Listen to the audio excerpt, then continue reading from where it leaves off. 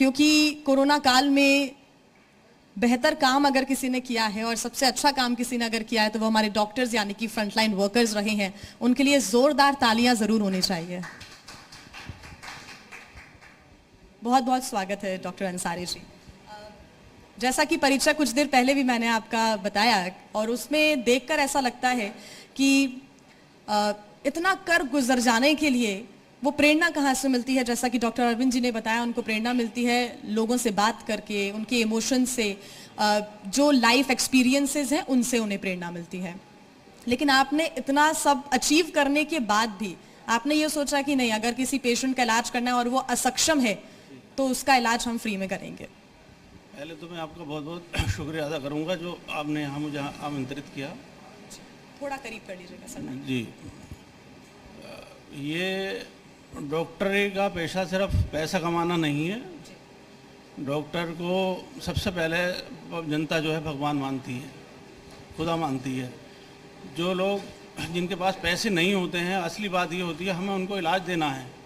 किस तरीके से पैसे वाला तो बहुत सारे हॉस्पिटल खुले हुए हैं, कहीं भी चला जाएगा, वो अच्छे अच्छे अस्पताल को ढूंढता है। लेकिन जो गरीब है गवर्नमेंट ने 8,000 रुपये रखे ICU के, वो 8,000 रुपये उसके पर डे के उसके पास नहीं है। कोरोना में वो सांस नहीं आ रही, उसको ऑक्सीजन की ज़रूरत है। तो उस समय हमें उसको सबसे पहले पैसा नहीं देखना था, हमें पहले उसको ऑक्सीजन लगानी थी, उसको ट्रीटमेंट देना था। और फिर बाद में इस तरीके से हॉस्पिटल फुल हो गए हमारे गरीब जनता की वजह से। ऑक्सीजन की कमी होने लगी। हमारे दोनों CEO बैठे हुए हैं इस टाइम, उन लोगों ने रात और दिन सिलेंडर ढोए, उस पर अपने अपने व्हीकल से लेके आते थे।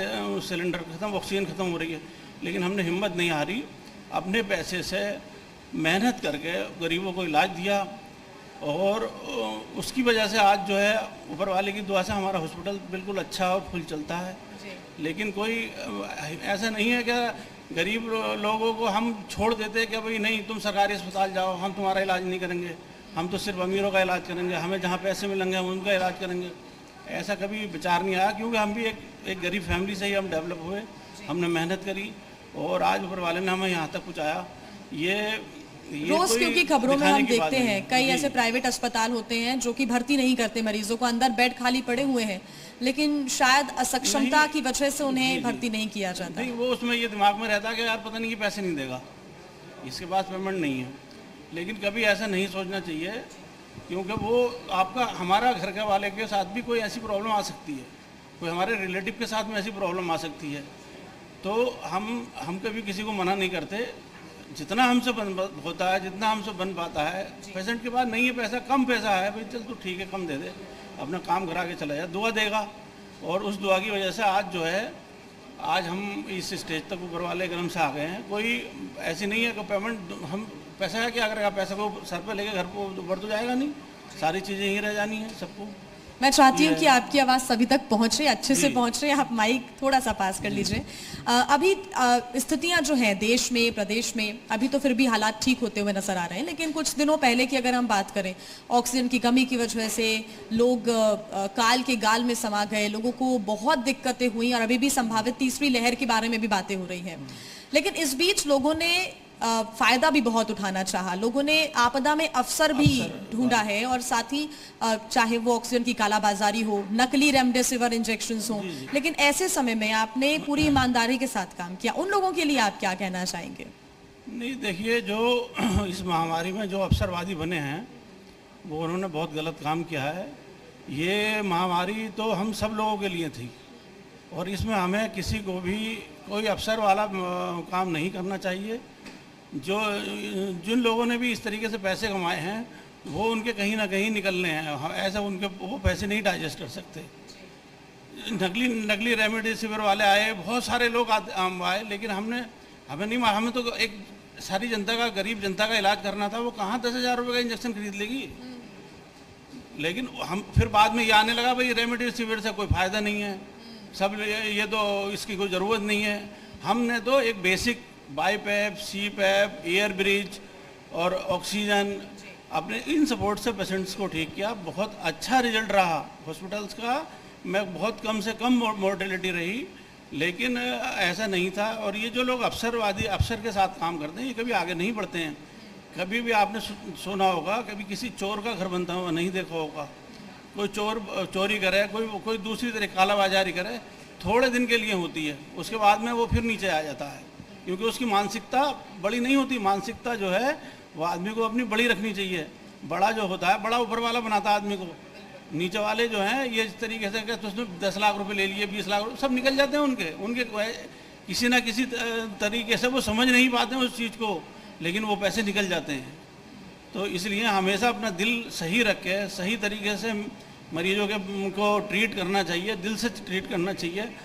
और जितना बन सके हर आदमी को, हर डॉक्टर को वो ये करना चाहिए। पेमेंट पैसा कहाँ तक कमा लोगे, कितना कमा लोगे, किसके लिए कमा लोगे। कहते हैं कि नियत अगर अच्छी हो तो नसीब भी आपका साथ देता है। हमारी यही सोच रहती है। हमें अपनी ईमानदारी का, हम अपनी मेहनत का हमें पैसा हम लेते हैं। और पैसे में भी ये होता है कि कई बार ऐसा होता है मरीज को मना नहीं करना चाहिए। मेरा बेसिक एम यही रहा है। मैं अपने जितने भी वर्कर्स हैं सबको ये कहता हूँ, मरीज को वापस मत करो। पहला फंडा यह है, मरीज को चाहे कितना थोड़ा सा भी इलाज दो, लेकिन इलाज दो। अच्छा, यही वजह रही। मैं आपके चैनल के माध्यम से एक बात उठाना चाहूँगा। मैं बोल नहीं पाया मंत्री जी के सामने। जो हमारे कोरोना वॉरियर्स थे, जनता ने उनके साथ कुछ दुर्व्यवहार भी करे जी, वो मुद्दा उठने से आज रह गया। लेकिन मैं इस चैनल के माध्यम से ये कहना चाहूँगा कि जनता को संयम के साथ रहकर अपना हॉस्पिटल में इलाज कराना चाहिए। कोई भी डॉक्टर किसी के लिए भी बुरा नहीं चाहता है। जो लोग पैसा कमाने चाहते हैं, जो लोग पैसे के चक्कर में लगे रहते हैं, उन लोगों के हॉस्पिटल पहली बात तो चलते नहीं हैं, और सबका धीरे धीरे पता चल जाता है। तो इस तरीके से जनता को भी इस चीज़ में थोड़ा संयम लेना चाहिए। क्या भाई, एकदम मारपीट पे नहीं उतरना चाहिए। ये जो आए दिन इतने सारे वीडियो आए, इतने सारी चीज़ें आई जो डॉक्टर्स के साथ जो दुर्घटनाएं हुई, मैं आपके माध्यम से इस चीज़ को उठाना चाहता हूँ। क्योंकि अभी तीसरी लहर, हालांकि संभावनाएं हैं, अभी पुष्टि कोई भी नहीं कर रहा है, और हम भी ये चाहते हैं कि तीसरी लहर ना आए तो बेहतर है और लोग तमाम गाइडलाइंस का भी पालन करें। लेकिन उसके लिए क्या तैयार है अब अस्पताल की? देखिए, सबसे बड़ी प्रॉब्लम आती है ऑक्सीजन की। मुझे जो राकेश कुमार डीएम साहब थे, उस समय वहाँ भी उनसे फ़ोन कर करके ऑक्सीजन को अरेंज कराना पड़ा। तो मैं सरकार से यही मांग करता हूँ कि सबसे पहले ऑक्सीजन की सप्लाई को सही रखना चाहिए। ऑक्सीजन ही इसका सबसे पहला इलाज है। सांस अगर रुकती है मरीज की तो सांस उसको कोई नहीं बचा सकता। ऑक्सीजन का सबसे पहले सप्लाई होनी चाहिए। नंबर 2 पे आता है जो स्टाफ है अपना, जो हमारे जो ट्रीटमेंट करते हैं बच्चे, अभी एकदम से तैयार नहीं थे कि कोरोना क्या चीज़ है, इसका हम कैसे इलाज कराएं, मरीज को कैसे इंट्यूबेट करें, कैसे वेंटिलेटर पर रखें, कौन सी मशीन। क्योंकि जनरली जो है बहुत कम लोग इसको जानते थे कि हम इन चीज़ों को कैसे करें। तो सरकार को प्राइवेट कॉलेज के स्टाफ को भी ट्रेनिंग प्रोग्राम चलाने चाहिए। और ये भी देखा होगा, आपने भी सुना होगा कि पता चला 10 वेंटिलेटर उस हॉस्पिटल के अंदर रखे हैं और उन्हें चलाने वाला कोई नहीं है, और वो रखे खराब खराब हो गए। कितने महंगे 8-8, 10-10 लाख रुपए वेंटिलेटर आता है। तो इस तरफ सरकार को बहुत ज़्यादा ध्यान देना चाहिए कि हम स्टाफ को ट्रेन करें और अपॉइंट करें, और उनकी जिम्मेदारी होनी चाहिए कि भाई अगर मरीज आता है तो आप उसको मना नहीं करोगे कि हम ये काम नहीं कर सकते, हमारे पास ये मशीन नहीं है। तो इससे मैं समझता हूँ 50 से 60-70% वो पेशेंट ट्रीट हो जाएगा जो पेशेंट बेमतलब भटक जाता है। और तैयारी की बात यह है कि जैसे हमने करीब 70-80% का हॉस्पिटल चलाया कोविड का, हम और एक्सटेंड कर रहे हैं, 30 बेड और इस बार एक्सटेंड कर रहे हैं वहाँ। लेकिन बस ये है कि क्योंकि ऑक्सीजन हमारे पास जनरेट खुद नहीं होती, दूसरी जगह से लेनी पड़ती है, वो सप्लाई गवर्नमेंट के हाथ में है। स्टाफ को हम लोग ट्रेन कर रहे हैं, अपने स्टाफ हमारा अच्छा हो जाए। ये तो टेक्निकल बातें हुई, लेकिन अगर हम मेंटली लोगों की सेहत की बात करें, क्योंकि कोरोना काल जैसे ही शुरू हुआ वैसे ही कई ऐसे वर्कर्स थे जो कि नहीं काम करना चाह रहे थे। आप क्योंकि ओनर हैं फॉन्टेन अस्पताल के, आपका स्टाफ भी ऐसा होगा जिन्हें डर लग रहा होगा काम करने में। ये बहुत बड़ी प्रॉब्लम आई। क्या जैसे ही कोरोना के पेशेंट आना शुरू हुए, स्टाफ ने भागना शुरू कर दिया। स्टाफ ने हाथ खड़े कर दिए कि हम साहब, हमारी जान प्यारी है, हम अपना इलाज हम नहीं कर सकते यहाँ पर। लेकिन हमने उनको उनकी काउंसलिंग करी, उनको समझाया, फुल पीपीई किट दी उनको। और ये हम खुद, सबसे पहली बात ये थी कि वो स्टाफ तब लगा जब हम खुद लगे।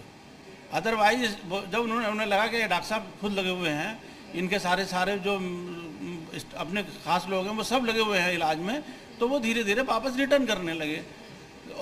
और जब प्रिकॉशन हमने ली तो ऊपर वाले क्रम से हमारा कोई स्टाफ इन्फेक्टेड नहीं हुआ। तो उसकी वजह से बाकी जो जितना भी स्टाफ था वो आ गया। काउंसलिंग की ज़रूरत है, ट्रेनिंग की ज़रूरत है, गाइडेंस की उनकी ज़रूरत है। क्या उनको ये बताना है कि भाई हाँ आप इस तरीके से इन्फेक्ट नहीं होगे और आपको फुल प्रिकॉशन लेके और आपको इलाज करना है। ऐसा नहीं है कि हम पेशेंट को छोड़ देंगे। बहुत सारे अभी आए, बहुत सारे पेशेंट वहाँ एक्सपायर हो गए, उनको उठाने के लिए तैयार नहीं घर वाले। ये तो आप लोगों का दायित्व, सब लोगों का बनता है कि पब्लिक इस तरीके से ना करे। मरीज को पता चला कि यार वो तो लेके नहीं जा रहे, वो ये कह दिया हमारे गांव में मत लाना पेशेंट, यहाँ नहीं, यहाँ पे कोरोना फैल जाएगा। इस तरीके की मिथ्याएँ हैं। ये मिथ्याएँ पब्लिक से हटनी चाहिए। और बीमारियाँ तो आती हैं, बीमारियों से लड़ना का काम डॉक्टर्स का है। डॉक्टर तो लड़ेगा ही। ये अंसारी जी, ये लेकिन कब लगा कि चलिए लोगों का इलाज कम फीस में किया वो ठीक है, लेकिन टीबी के मरीजों को आपने अडॉप्ट भी किया, उनका इलाज आपने फ्री में किया, ये क्यों मन में आया? ये ऐसा था ना, टीबी एक जो है ना वो पुअर सोशियो इकोनॉमिक कंडीशन में डेवलप होती है। गरीब लोग होते हैं तो सरकार ने स्कीम भी चलाई और उसमें ये कहा कि आप जो है मतलब जो अच्छे जो कर सकते हैं वो लोग जो है आप इनके कोर्स 1-1 साल के 8-8 महीने 9-9 महीने के जो कोर्सेज हैं वो आप अपनी तरफ ले लो। तो हमने लगा क्या दिक्कत है। हमने जो है 37% को अडॉप्ट किया और उन्हें अडॉप्ट करके उनके पूरे साल भर की मेडिसिन उनको खिलवाई, अपने सामने खिलवाई और उनकी न्यूट्रिशन सप्लीमेंट के डिब्बे भी दिए उनको। इस तरीके से उनका इलाज पूरा हो गया, कोर्स पूरा हो गया। अगर इस तरीके से जैसे अभी अरविंद जी ने कह के गए हैं क्या एक आदमी दो को पकड़ ले, 2 आदमी 4 को पकड़ ले, सारी प्रॉब्लम दूर हो जाएगी। अभी मैं 93 बैच मेरठ से हूँ। मेरे साथ के एक डॉक्टर दिनेश नागर, वो एक्सपायर हो गए कोरोना में। हमारे सारे बैच वालों ने उनको अपनी तरफ से डोनेशन, कोई 50,000, कोई 15,000, कोई 10,000, सब उनकी फैमिली को डोनेट कर रहा है। तो क्या है, इस तरीके की भावना हर आदमी के अंदर होनी चाहिए कि हमें सपोर्ट करना चाहिए, ना कि भागना चाहिए, मशीन से भागना चाहिए। अगर हमारे पास है, दिया हुआ है, तो क्या फ़र्क पड़ता है उससे। इसी तरीके से मैंने टीबी के पेशेंट को हमने कह दिया, मैंने कहा भाई नहीं हम कराएंगे इलाज, तो उससे हमें सम्मान भी दिया सरकार ने। यूपी गवर्नर की तरफ से आपको सम्मान मिला। उसमें जो श्रीमती राज्यपाल जी हैं वो उन्होंने मुझे सम्मानित किया जी। आपके स्टाफ की अगर बात करें, हालांकि सबसे पहले जो वैक्सीनेशन का काम हुआ वो फ्रंटलाइन वर्कर्स के लिए हुआ, तो आपने अपने पूरे स्टाफ को वैक्सीनेटेड कराया? सबसे पहले मैंने वैक्सीन लगवाई। उस टाइम जो है, उस टाइम की प्रॉब्लम ये आ रही थी क्या, अरे भाई वैक्सीन मत लगवाना, वैक्सीन से ये हो जाएगा, वैक्सीन से जो है स्पर्म नहीं बनेंगे, वैक्सीन से ये प्रॉब्लम आ जाएगी, तुम्हारे जीन खराब हो जाएंगे, ये इस तरीके के वैक्सीन मत लगवाना। लेकिन क्योंकि हम साइंस के स्टूडेंट हैं, हमने साइंस पढ़ी है, हमने जब जो चीज़ पूरी जो है टेस्ट होकर आ रही है, साइंटिफिक तरीके से आ रही है, हमने कहा नहीं, मैं अब गाड़ी में बैठा, मेरे साथ जब मेरे देखते देखते और 2-4 जो लड़के थे वो भी गाड़ी में बैठ गए। जब हम 4 लोग, हमने फ़ोटो भी खिंचवाया, जब हम लगवा के आए वैक्सीन तो सारे स्टाफ को लगेगा डॉक्टर लोग वाली तो हम भी लगवाते हैं। इस तरीके से सब लोगों ने, हमारे सारे लोगों ने उसका फ़ायदा भी मिला। ऐसा जैसे हमारा कोविड हॉस्पिटल बन गया था और हम 2 महीने 1.5 महीने पहले वैक्सीनेटेड थे हम, तो उसके हमें फ़ायदा मिला क्योंकि हम लोग कोई इन्फेक्टेड नहीं था। अदरवाइज क्या ऐसी स्थिति में कोई इन्फेक्टेड हो भी सकता था या कोई मोर्टेलिटी हो सकती थी या कुछ हो जाता ये, लेकिन उस चीज़ का हमको फ़ायदा मिला। हमने कहा भी, मैंने कहा देखो हमने वैक्सीन लगाई। फिर नेक्स्ट टाइम में जो लोग उनसे प्रेरित हुए, बोले नहीं भाई इन लोगों ने वैक्सीन लगवा रखी है, इन्होंने सारे काम किए, कुछ नहीं हुआ, फिर उन लोगों ने भी लगवाई वैक्सीन। कई लोगों में ऐसी अवधारणा होती है कि MBBS किया है, MS किया है, जनरल सर्जन भी है, अगर ये कोई और कर ले, कोई और डॉक्टर अगर है तो मेन मोटिव होता है पैसे कमाना। शुरुआत में ही आपने इसका जिक्र किया, लोगों में ये अवधारणा होती है ऐसी। लेकिन इससे उलट आपने समाज सेवा का भी काम किया है, अडॉप्ट करके लोगों का फ्री में भी इलाज किया है। आप उन लोगों को कोई संदेश देना चाहते हैं? साथ ही मैं चाहूंगी कि एज अ डॉक्टर आप उन्हें वैक्सीनेशन को लेकर भी एक संदेश दें, क्योंकि अभी भी कई ऐसे लोग हैं जो कि वैक्सीन से डर रहे हैं। नहीं, देखिए, वैक्सीन ऐसा होता है, कोई भी दवाई कुछ समय में अपना रंग दिखा देती है। कोई ऐसा नहीं है कि 10 साल बाद असर आएगा, 20 साल बाद असर आएगा, ये सब बेवकूफ़ी की बात है। अगर वैक्सीन से कुछ गड़बड़ होनी होती, अब लगभग 60-70% लोग वैक्सीनेटेड हो चुके हैं, कितने सारे सब सामने आ जाती। बस मैं ये कहता हूँ कि सब लोग 100% वैक्सीनेशन हो। मेरे मोबाइल में मैसेज आया, मेरा एक पुराना दोस्त था सरदार, बोला मुझे वैक्सीन लगवानी चाहिए, नहीं चाहिए सर। मैंने कहा 100% लगवानी चाहिए। बोले कौन सी लगवानी चाहिए? कोविशील्ड लगवाऊँ, कोवैक्सीन लगवाऊँ?